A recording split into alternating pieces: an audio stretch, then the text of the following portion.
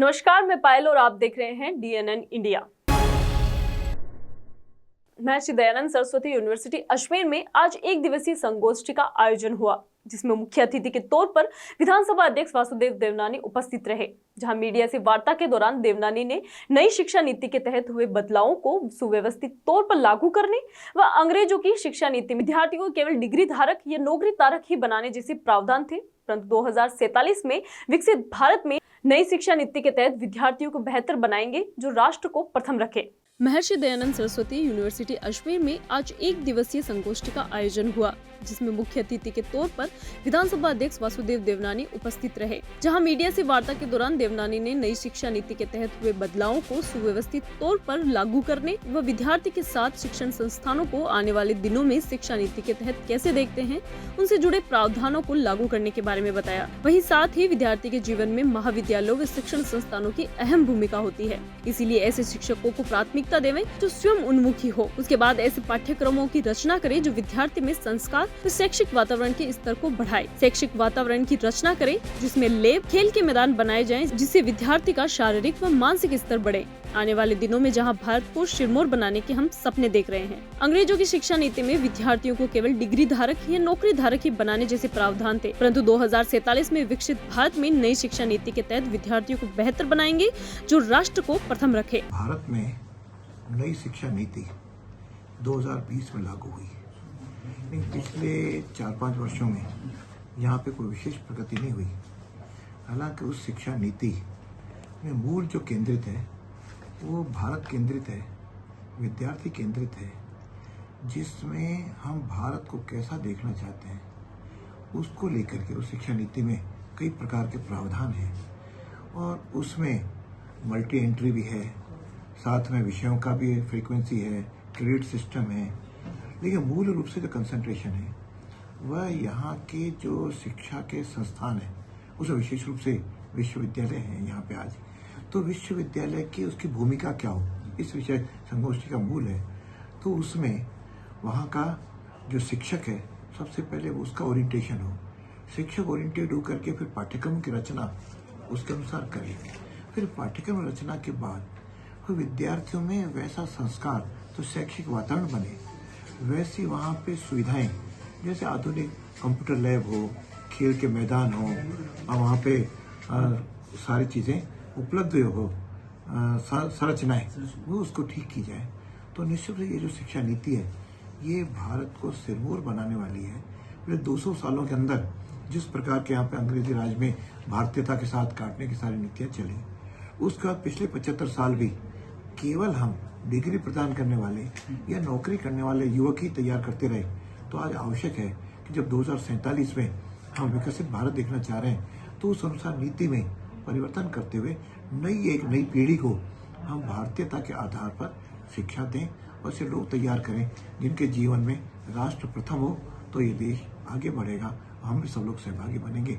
इस प्रकार की संगोष्ठी में चर्चाएं आ रही हैं। मैं सोचता हूँ यहाँ के वाइस चांसलर, यहाँ की फैकल्टी अपने एकेडमिक काउंसिल के माध्यम से और सिंडिकेट बॉम्ब के माध्यम से इसमें आवश्यक परिवर्तन करके व्यवस्थाएं करें, निश्चित श्रेष्ठ शिक्षा नीति को लागू करें। अजमेर दक्षिण विधानसभा क्षेत्र की विधायक अनीता भदेल ने आज भारतीय जनता पार्टी की सदस्यता ग्रहण अभियान के तहत रथ रूपी वाहन का उद्घाटन किया। अजमेर दक्षिण विधानसभा क्षेत्र की विधायक अनीता भदेल ने आज भारतीय जनता पार्टी की सदस्यता ग्रहण अभियान के तहत रथ रूपी वाहन का उद्घाटन किया। जहां मीडिया से वार्ता के दौरान बताया कि एक आम आदमी 8800002004 नंबर पर कॉल कर बीजेपी सदस्यता ग्रहण कर सकता है। वहीं दूसरी ओर जहां पूरे देश भर में 10 करोड़ लोगों को बीजेपी सदस्यता का लक्ष्य शामिल है, जिसमें एक बूथ पर 200 लोगों को बीजेपी की सदस्यता ग्रहण करवाने का लक्ष्य रखा गया है। अजमेर दक्षिण क्षेत्र में पार्षद देवेंद्र सिंह शेखावत के सहयोग से आदर्श मंडल, आर्य मंडल व झलकारी मंडल में वाहन को संचालित किया जाएगा। इस अभियान का दूसरा चरण 25 सितम्बर को आयोजित होगा। पार्टी का सदस्यता अभियान चल रहा है। इसी अभियान के तहत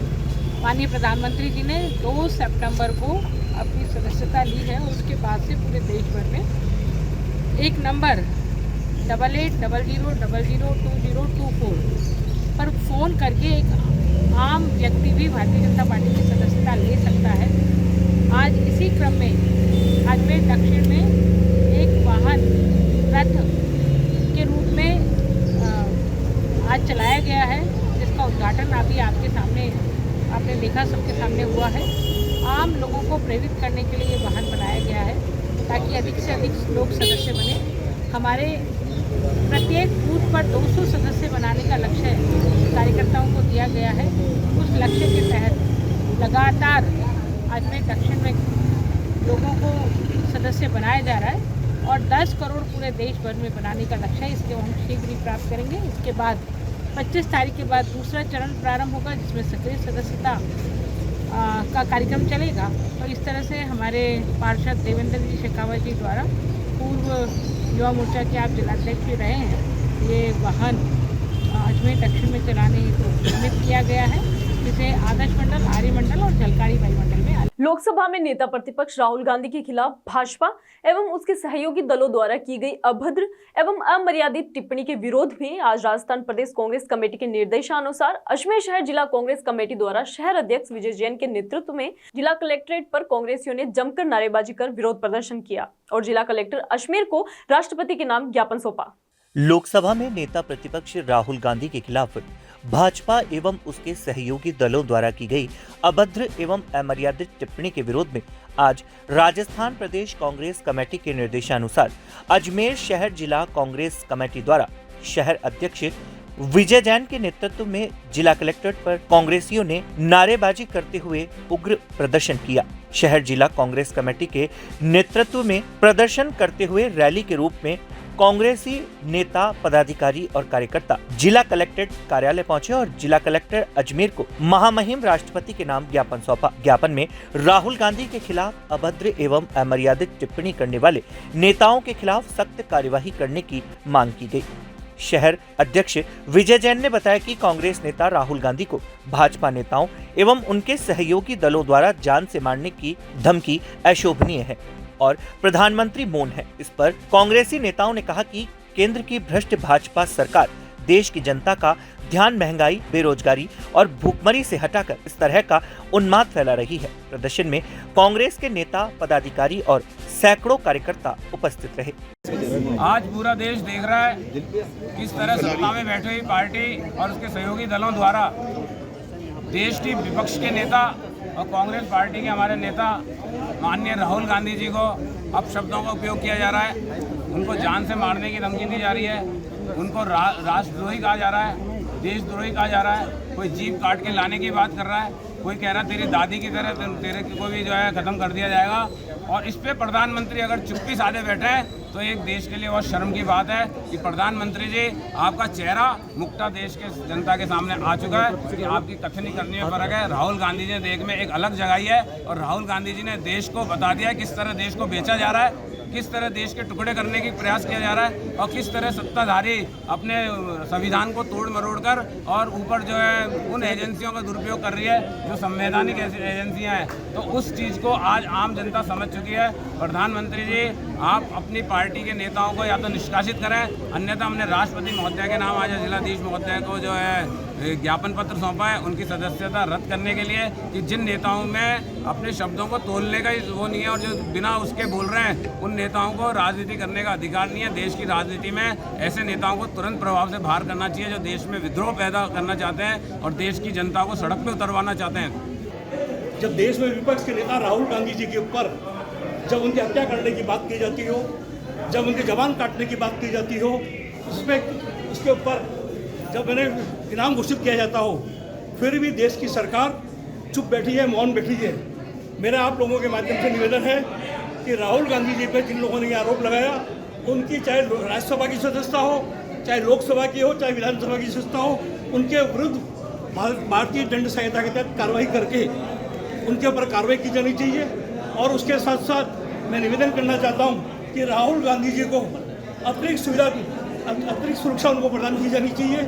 आज जिस तरह आप लोगों ने देखा कांग्रेस के लोग ज्ञापन देने के लिए आए, पर ज्ञापन के लिए गेट के ऊपर भी जिस तरह की धक्का मुक्की होती है, ये लोकतंत्र की परंपरा नहीं है। भारतीय जनता पार्टी की सरकार के अंदर भी हम लोग उनकी बुरी बात सुनते थे, ये भूल गए। यहाँ हर 5 साल बाद सरकार बदलती है, 28 में फिर जब कांग्रेस की सरकार बनेगी, ये अधिकारी हमारे भाई हैं तो कम से कम भाई का दायित्व तो निभावें और कांग्रेस के लोगों को भी हिंसात्मक आंदोलन करने के लिए मौका प्रदान करें। धन्यवाद। जय हिंद। कांग्रेस कार्यकर्ता जोश खरोश से यह प्रदर्शन किया। ये तो ट्रेलर है। यदि राहुल गांधी जी पे कोई आँच आई देश में तो फिल्म अभी कलेक्टर की बाकी है। और मेरा अनुरोध यही करना है, जिन लोगों को बिट्टा को पगड़ी बांधना ही राहुल गांधी ने कहा कि सरदार है, सरदारों की नेतागिरी करनी है, तो बोबकट बाल हटा, लंबे बाल बना, पगड़ी बांध फिर नेतागिरी कर। जिसके दादाजी को मुख्यमंत्री कांग्रेस ने बनाया, आज उस इंदिरा गांधी के पोते के लिए कह रहा है ये आतंकवादी। दूसरा जीप काटने की बात कर रहा है, ये बदतमीजी की बातें हद होती है। इसका मतलब ऊपर से कोई इशारा है। हम यही चेतावनी देते हैं कि राहुल जी को किसी भी प्रकार का आँच आई शरीर पे या किसी तरह नुकसान किया तो देश के करोड़ों कांग्रेस जन, हमारे जिले नहीं देश के करोड़ों कांग्रेस जन प्राणों की आहुति राहुल गांधी के लिए दे सकते हैं। जरूरत पड़ेगी तो देंगे। धन्यवाद। अजमेर नगर निगम के दक्षिण विधानसभा क्षेत्र स्थित वार्ड नंबर 43 में तत्कालीन कांग्रेस सरकार की बजट घोषणा 2023-24 के दौरान स्वीकृत हुई पानी की पाइपलाइन डलवाने की मांग को लेकर वार्ड के पार्षद पति ने नेता प्रतिपक्ष के नेतृत्व में जिला कलेक्टर को ज्ञापन सौंपा है। अजमेर नगर निगम के वार्ड नंबर 43 में तत्कालीन कांग्रेस सरकार के बजट घोषणा 2023-2024 के दौरान स्वीकृत हुई पानी की पाइपलाइन डलवाने की मांग को लेकर वार्ड के पार्षद पति ने नेता प्रतिपक्ष के नेतृत्व में जिला कलेक्टर को ज्ञापन सौंपा। जानकारी देते हुए बताया कि वार्ड 43 के विभिन्न क्षेत्रों में जल दबाव उन्नत करने व वर्षों पुरानी लाइन को बदलने के लिए पूर्व मुख्यमंत्री अशोक गहलोत व तत्कालीन जलदाय मंत्री महेश जोशी को पत्र देकर मांग की गई थी, जिसके बाद मुख्यमंत्री बजट घोषणा 2023-2024 में क्षेत्र के लिए 80 mm की करीब 1.5 किलोमीटर पाइपलाइन स्वीकृत की गई थी। पाइपलाइन पिछले साल सितंबर में स्वीकृत भी हो चुकी है और समस्त दूसरे क्षेत्रों में पाइपलाइन डाली जा चुकी है, परंतु करीब 1 वर्ष बीत जाने के बाद भी वार्ड 43 में पाइपलाइन नहीं डाली जा रही है। वार्ड 43 के पार्षद पति ईश्वर राजौरिया ने अजमेर नगर निगम की नेता प्रतिपक्ष डॉक्टर द्रौपदी कौली के नेतृत्व में अजमेर जिला कलेक्टर लोकबंधु को ज्ञापन सौंपकर शीघ्र अतिशीघ्र पाइपलाइन डलवाने की मांग की है। साथ ही ठेकेदार किसके दबाव में कार्य कर रहा है और किसी राजनीतिक दबाव के चलते पाइपलाइन नहीं डाली जा रही है, ऐसे ठेकेदार के खिलाफ भी सख्त से सख्त कार्यवाही करने की मांग की गई है। अभी हम एक ज्ञापन इस बात का देने आए हैं कि पाइपलाइन जब कांग्रेस की सरकार थी तो उन्होंने 3114.29 करोड़ की लाख की पाइपलाइन सेंक्शन की थी अजमेर शहर के लिए, और उसमें कुछ पाइपलाइनें ऐसी थी जो ये पूरी स्वीकृत की, बजट से सेंक्शन किया। ये पूरी लिस्ट है आपके सामने और ये देख रहे हो। तो उसके बाद सरकार चेंज हो गई। सरकार चेंज होने के बाद इन्होंने द्वेषतापूर्ण क्या किया, बाकी सब जगह तो पाइपलाइन डल गई है, लेकिन वार्ड 43 में, चूँकि वार्ड 43 में कांग्रेस समर्थित पार्षद है हमारे, और उनके वार्ड में पाइपलाइन को ठेकेदार से डलवाई नहीं जा रही है। जब सेंक्शन हो गई, ठेकेदार को टेंडर दे दिया, सब कुछ हो गया, वर्क ऑर्डर दे दिया, तो किसके दबाव में ये पाइपलाइन नहीं डाली जा रही है? कौन है जो इसका दबाव डाल रहा है? तो हम ये कहना चाह रहे हैं, कलेक्टर साहब को ये ज्ञापन दिया कि जो पाइपलाइन सेंक्शन है इसको शीघ्रता से शीघ्र डलवाया जाए, अन्यथा इसके लिए हम आंदोलन करेंगे। हमारी सरकार का बजट था, हमारी सरकार ने इसके लिए पैसे दिए, इन लोगों ने कोई पैसे नहीं दिए, तो ये कहीं ना कहीं दबाव की वजह से ये पाइपलाइन नहीं। कहाँ से दबाव आ रहा है? कोई राजनीतिक दबाव है? बिल्कुल राजनीतिक दबाव दिख रहा है ना, इसमें षड्यंत्र दिख रहा है। आप ही बताइए, अगर मान लीजिए पाइपलाइन डालनी ही नहीं थी तो सेंक्शन पूरी थी ना, ये पूरी क्या बोलते अपने आपके 3114.19 लाख थी ना सड़क और पाइपलाइन, तो अगर नहीं डालनी थी तो पूरे क्षेत्र की नहीं डलती, लेकिन केवल एक 43 वार्ड की नहीं डाल के बाकी वो सब में पाइपलाइन डाल दी गई। 43 वार्ड में एमएलए का भी प्रेशर हो सकता है, ऊपर सरकार से भी बात हो सकती है, कुछ भी हो सकता है, तो ये इनका प्रेशर है। तो हम ये कलेक्टर साहब को ज्ञापन दिया। और पानी की पाइपलाइन डालने के लेकर ये जो मामला है वार्ड नंबर 43 का मामला है। हमने पूर्ववर्ती जो कांग्रेस की सरकार थी अशोक गहलोत साहब की, जिसमें महेश जोशी जी हमारे जलदाय मंत्री थे, उनसे हमने जयपुर जाकर ये मांग की थी कि हमारे वार्ड में विभिन्न क्षेत्रों में पाइपलाइन डाली जाए, क्योंकि वर्षों पुरानी पाइपलाइन है, जीर्ण शीर्ण हो चुकी है, तो नई पाइपलाइन डलनी थी। तो मुख्यमंत्री बजट 2023-24 की जो घोषणा हुई थी उसमें हमारे वार्ड में करीब 1.5 किलोमीटर की पाइपलाइन डलनी थी, जो स्वीकृति हमें अक्टूबर 2023 में ही मिल चुकी है, परंतु बड़े नेताओं के, उच्च पदाधिकारियों के दबाव के कारण, अधिकारियों के दबाव के कारण आज तक ये पाइपलाइन डाली नहीं गई है, जिसका खामियाजा हमारे क्षेत्र की जनता भुगत रही है। अभी हमारे क्षेत्र में इंदिरा कॉलोनी के अंदर सड़क निर्माण का काम चालू है, अभी हम इनसे ये मांग कर रहे हैं कि भाई ठेकेदार को जल्द पाबंद करके ये लाइन डला दी जाए, जिससे रोड का निर्माण हो सके। फिर होता क्या है, लाइन बाद में डालते हैं, रोड बनने के बाद में फिर उसको खोदते हैं, फिर क्षेत्रवासी परेशान होते हैं। तो हमारी मुख्य रूप से यही मांग है कि जल्द से जल्द इस पाइपलाइन को डलाया जाए और जो ठेकेदार है उसको पाबंद किया जाए, अदरवाइज उसे ब्लैकलिस्टेड किया जाए, जिससे वो आगे से इस तरह की घटना को अंजाम न। यहाँ रुकते हैं एक छोटे से ब्रेक के लिए, जल्द हाजिर होंगे खबर के एक नए सफर के साथ।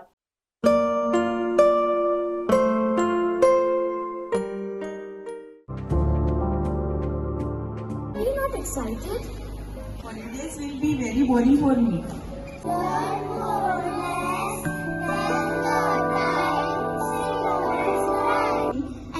For visiting black rice and sugar. This black rice has a very unique flavor.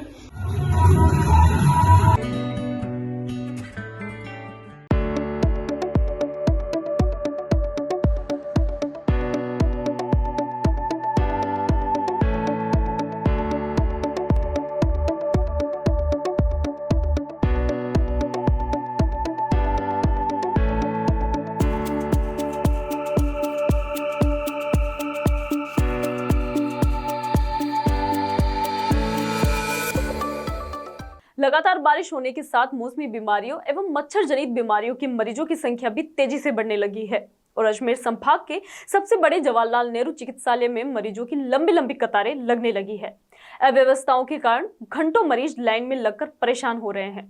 लगातार बारिश होने के साथ मौसमी बीमारियों एवं मच्छर जनित बीमारियों के मरीजों की संख्या तेजी से बढ़ने लगी है और अजमेर संभाग के सबसे बड़े जवाहरलाल नेहरू चिकित्सालय में मरीजों की लंबी लंबी कतारें देखने को मिल रही है। अव्यवस्थाओं के कारण घंटों मरीज लाइन में लगकर परेशान हो रहे हैं। डेंगू एवं मलेरिया के मरीजों को भर्ती करने के लिए अस्पताल की छत पर बने फैब्रिकेटेड वार्ड में तैयारियां शुरू कर दी गई है। जवाहरलाल नेहरू अस्पताल में फैब्रिकेटेड वार्ड में लगे 100 बेड में से 65 बेड को डेंगू एवं मलेरिया के लिए आरक्षित किया गया है। इनमें डेंगू, मलेरिया सामान्य मरीजों को भर्ती किया, वहीं गंभीर रोगियों को आईसीयू एवं आईसीयू के निकट वार्डों में भर्ती किया जाएगा। इस संबंध में जेएलएन के उप अधीक्षक डॉक्टर अमित यादव ने बताया कि फैब्रिकेटेड वार्ड में मरीजों को भर्ती किया जा रहा है और डेंगू एवं मलेरिया के मरीज बढ़ रहे हैं। ऐसे में समय पर मरीजों की जांच हो और तत्काल उपचार उपलब्ध कराया जा रहा है। जी सर, अभी अचानक से मौसम बदलने की वजह से जो बारिश रुकी है, उसके बाद जो मौसमी बीमारियाँ बढ़ी है, उसके हमारी ओपीडी अचानक से बढ़ गई है। पहले जो ओपीडी 4000 के करीब होती थी, अभी डेली ओपीडी हमारे पास 5000 5,500 करीब हमारे पास ओपीडी डेली आ रही है। पहले जो हमारे पास 250 पेशेंट भर्ती हुआ करते थे, अभी 300 से लेकर 350 पर डे हमारे भर्ती हो रहे हैं। ठीक है, इसकी व्यवस्था को देखते हुए हमारे लगभग अभी जो बेड है वो पूरे भर चुके हैं। तो अतिरिक्त बेड के लिए हमने एक प्री फैब्रिकेटेड वार्ड 1 यूनिट के ऊपर हमारे पास पड़ा था स्पेयर में, हमने उसको चालू करवाया। चूँकि हमको नए प्लेसमेंट एजेंसी के थ्रू जो कार्मिक मिले थे, उनको भी हमने वहाँ ड्यूटी व्यवस्था करवाई है। अभी जो सडनली जो आउटब्रेक हुआ है, भीड़ बढ़ी है, उसके लिए हमने ओपीडी में अतिरिक्त चिकित्सक लगा दिए, हमने अतिरिक्त काउंटर लगा दिए है। बेड की हम व्यवस्था कर रहे हैं। प्रिंसिपल साहब के निर्देश के अनुसार जो भी सामान्य स्तर के मरीज होंगे उनको प्रीफेब वार्ड में शिफ्ट किया जाएगा। जो गंभीर मरीज होंगे उनको आईसीयू और आपातकालीन के यही। चिकित्सा एवं स्वास्थ्य विभाग अजमेर की खाद्य सुरक्षा टीम ने नसीराबाद सदर थाना क्षेत्र ग्राम देराठू मार्ग पर महावीर कॉलोनी के सामने स्थित एक बाड़ेनुमा 4 दीवारी पर दबिश देकर मिलावटी गुड़ बनाने की फैक्ट्री पकड़ी है। मौके से 9000 किलो गुड़ जब्त कर सीज किया है तथा सड़े गले माल को छावनी परिषद के सहयोग से नष्ट किया। चिकित्सा एवं स्वास्थ्य विभाग अजमेर की खाद्य सुरक्षा टीम ने नसीराबाद सदर थाना क्षेत्र के ग्राम देराठू मार्ग पर महावीर कॉलोनी के सामने स्थित एक बाड़ेनुमा 4 दीवारी पर दबिश देकर मिलावटी गुड़ बनाने की फैक्ट्री पकड़ी है। मौके से 9000 किलो गुड़ जब्त कर सीज किया गया तथा सड़े गले माल को छावनी परिषद के सहयोग से नष्ट किया गया। खाद्य सुरक्षा अधिकारी अजय मोयल ने बताया कि फैक्ट्री को उत्तर प्रदेश निवासी मुकेश जैन नामक व्यक्ति संचालित कर रहा था। टीम ने कार्यवाही के दौरान मौके पर तैनात मिलावटी गुड़ के 25-25 किलो के 360 कार्टून, कुल 9000 किलो गुड़ और गुड़ में मिलाए जाने वाले पदार्थ सफोलाइट की 1-1 किलो की 30 थैलियां बरामद कर उन्हें सीज कर दिया गया। टीम ने मौके पर तैयार गुड़ के 2 और गुड़ में मिलाए जाने वाले पदार्थ सफोलाइट के नमूने लिए हैं, जिन्हें जांच हेतु प्रयोगशाला भेजा जाएगा। मौके से लिए गए सैंपल की रिपोर्ट प्राप्त होने पर कथित मिलावटी फैक्ट्री संचालक मुकेश जैन के विरुद्ध कार्यवाही की जाएगी। ये आज कोई गुड़ बनाने का कारोबार हो रहा था। जब हमने यहाँ मौके पे आके देखा, अपने समाचार मिले थे तो मीडिया भाइयों के से, तो जब हमने आके मौके पे देखा तो लगा कि शायद हमने बहुत बड़ी चीज़ मिस कर दी और आज हमने इस पर कार्रवाई की। जो भी मिलावटी और मतलब कैंसर जैसी घातक बीमारी फैलाने जैसा सामान है उसको नष्ट करवा रहे हैं और काफ़ी सामान हमने जब्त भी किया है, उसकी जांच भी होगी। लेकिन जो प्रथम दृष्टया हमें कुछ गलत लगा तो ये चीज़ किसी के भी खाने योग्य नहीं है, चाहे इंसान हो चाहे मवेशी हो, तो हमने उसको नष्ट करवा रहे हैं। आप पीछे प्रोग्राम में देखिएगा, इसमें हमें नसीराबाद नगर पालिका का और पुलिस का पूरा सहयोग मिला और इस तरह से जो माननीय मुख्यमंत्री जी का अभियान है शुद्ध आहार मिलावट पर, उसी अभियान का ये एक हिस्सा है। और अब क्योंकि त्यौहार निकट हैं तो अभी से हम ये तैयारी कर रहे हैं कि लोगों को शुद्ध चीज़ मिले, अच्छी चीज़ मिले और गुणवत्तापूर्ण मिले, ताकि इस तरह और ये कार्रवाई इसी का एक हिस्सा है ताकि और भी लोगों में समाज में मैसेज जाए कि मिलावट का कारोबार अब नहीं चले। गन्ने का जो एक्सट्रैक्ट निकलता है उसको मिक्स करके और उसकी क्वालिटी को डिमेट करके गुड़ तैयार कर देते हैं। अजमेर खाद्य सुरक्षा अधिकारी। अजमेर में अमेरिका महिला से होटलों में रखकर रेप करने और नसीराबाद में एक मंदिर में खुद को अविवाहित बताकर झूठा विवाह रचाने वाले आरोपी वकील मानव सिंह राठौड़ को पुलिस ने जेल से प्रोडक्शन वारंट पर गिरफ्तार कर रिमांड में लिया है। अजमेर में अमेरिकी महिला से होटलों में रखकर रेप करने और नसीराबाद में एक मंदिर में खुद को अविवाहित बताकर झूठा विवाह रचाने वाले आरोपी वकील मानव सिंह राठौड़ को पुलिस ने जेल से प्रोटेक्शन वारंट पर गिरफ्तार कर रिमांड पर लिया है। जांच अधिकारी नेमीचंद ने बताया कि पीड़िता द्वारा लगाए गए आरोपों की बिंदुवार जांच के लिए आरोपी को रिमांड पर लेकर पूछताछ की जा रही है। इन बिंदुओं में पैसों का लेन देन, व्हाट्सएप पर हुई चैटिंग, वारदात में इस्तेमाल किए गए वाहन, वारदात में सहयोगी आदि को लेकर अनुसंधान किया जा रहा है। डीवाईएसपी नेमीचंद ने बताया कि आरोपी मानव के हाथ और पैरों के घुटनों का ऑपरेशन हुआ है, अभी और ऑपरेशन होने हैं। यह जानकारी आरोपी ने दी है। रेप का मामला सुर्खियों में आने के बाद आरोपी मानव गनशॉट फायर में लहूलुहान हो गया था। उसके शरीर में छर्रे लगे थे। जेएलएन अस्पताल में उसे भर्ती भी कराया गया था, जहां से इलाज के बाद पुलिस ने मानव सिंह राठौड़ को गिरफ्तार कर जेल भेज दिया। आरोपी मानव के खिलाफ सिविल लाइंस थाने में प्रकरण दर्ज है। ये 24 जुलाई को महिला थाना बूंदी से एक विदेशी महिला की 0 नंबरी FIR थाना सिविल लाइन अजमेर पे प्राप्त हुई थी, जिस पे सिविल लाइन थाने में प्रकरण अभियुक्त मानव सिंह राठौड़ के विरुद्ध में पंजीबद्ध होकर अनुसंधान मेरे द्वारा किया जा रहा है। अभियुक्त मानव सिंह उसी दिन ही गन शॉट के एपिसोड में इंजर्ड होकर जेर इलाज हॉस्पिटल भर्ती था, जिसको 31 जुलाई को इस प्रकरण में अरेस्ट करके 1 अगस्त को पुणे न्यायिक अभिरक्षा में इंजर्ड की हालत में भेजा गया था, जिसके हॉस्पिटल में हाथ और पैर के ऑपरेशन हुए थे। अब उसकी स्थिति थोड़ी ठीक होने पर पुणे अनुसंधान के लिए आज माननीय न्यायालय से आदेश प्राप्त कर केंद्रीय कारागृह अजमेर से पुलिस कस्टडी में लेकर अनुसंधान किया जा रहा है, जिसमें पीड़िता के द्वारा इसकी जो शुरुआत में जो बातचीत हुई है उससे लेकर विवाह करने का झांसा, उसके जो रुपये लिए गए हैं उसके संदर्भ में इससे अनुसंधान किया जा रहा है। घटना में प्रयुक्त व्हीकल और दूसरे इलेक्ट्रॉनिक उपकरण और अन्य जो दस्तावेज है इसके संदर्भ में अनुसंधान किया जाए। खबरों के इस सफर में अभी सिर्फ इतना ही। हाजिर होंगे खबरों के एक नए सफर के साथ। तब तक के लिए दीजिए इजाजत। नमस्कार।